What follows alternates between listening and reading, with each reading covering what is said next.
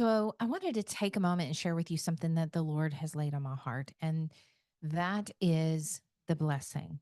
It was really interesting the first time that I heard about the story of Jacob and Esau and how Jacob had stolen Esau's blessing. I really thought that that had something to do with monetary gain. I thought it was like his inheritance. But as you read deeper into that story, Esau actually sold his inheritance because he was hungry and Jacob had a bowl of stew. So it wasn't about material things. As a matter of fact, if you truly understand the birthright meant that Esau, being the firstborn, not only was his birthright the ability to gain his father's things and be able to walk as a leader of the family, but it gave him the ability to have a double portion. And he just sold that because he was hungry one day. But when you read the story in Genesis 27, you hear a heart wrenching story. This is a story where Esau's father tells him, I don't know how much longer I have. So I want you to go and I want you to kill an animal. I want you to come back and I want us to eat together and I want to be able to lay a blessing on you.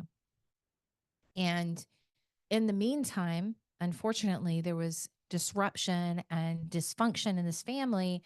Esau's mom, Jacob's mom, says, hey, Jacob, I want you to go and deceive your father and steal the blessing from him.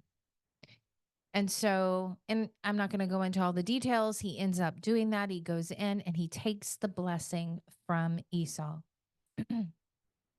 When he comes back, Esau is so broken when he realizes that his brother has stolen his blessing. And he cries out, oh, Father, bless me too. What is it that is so innate in us that we desire our parents' blessing, that we desire blessing in our life, someone to bless us? What does that even mean? What does it even look like? Well, um, Gary Smalley and John Trent came together and created a teaching about the blessing and what that looked like. So I'm going to share with you there are 5 pieces to a blessing. Number 1, it is a spoken word. It is not an assumption, it is a spoken word. Number 2, it's touch. It's laying on of hands. There's empowering, personal, and active touch in that, reaching out and touching someone during that blessing. Number 3, it's actually attaching high value to that person.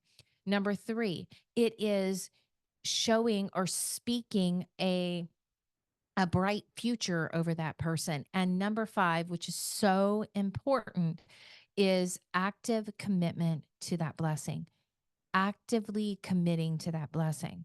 So, with all 5 of those pieces in place, the spoken word, touch, attaching high value to the person, showing a bright future or speaking a bright future into that person, and then being actively committed to that blessing is the blessing.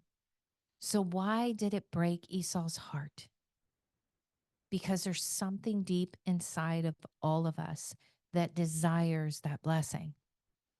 The Bible's really clear about the power of the word. And so many times we think there's power in stuff or there's power in position. And it's not. There's power in the spoken word. So as a kingdom coach, I need you to know that. I remember hearing one time on a live on social media where a coach was going off and just really talking ugly about her clients and how they weren't following through and really being very negative and actually defending herself as to say, I just tell it like it is. That's not telling it like it is. That is actually speaking a curse. It's speaking a curse. I cannot imagine wanting a coach so negative and one that would speak so negatively about their clients.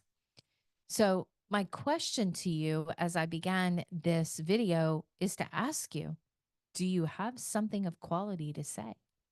A lot of coaches tell me all the time, I want more clients. I want to do what I've been called to do, right?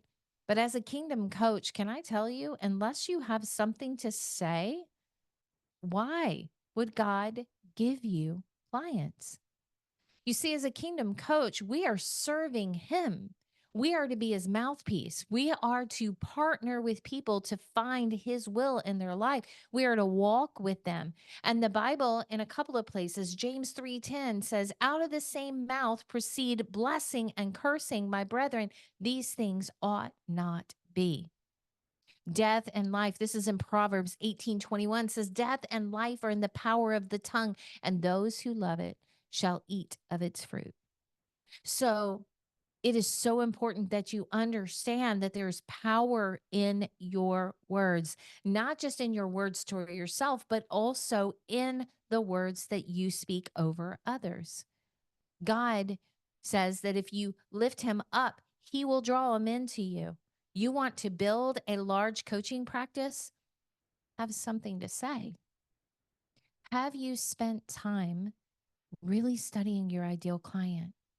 Have you spent time really caring? The Bible's clear in 1 Corinthians 13 that we can be so wise. We can even give everything that we possess away. But if we have not love, we're like a sounding cymbal. Do you ever feel like all you're doing is posting and nothing's coming back? Could be that it's a lot of noise because there's not enough love behind it.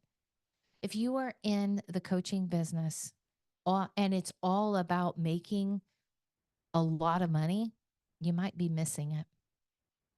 Now, can you make a lot of money? Of course. It's a over $2.1 billion business. The industry is the second fastest industry in the world. There's 1.5 million searches for coaches every month. It is a booming industry, and it is an industry that is so needed as a Christian coach, that we speak life and we disciple people and we partner with them and we help them succeed.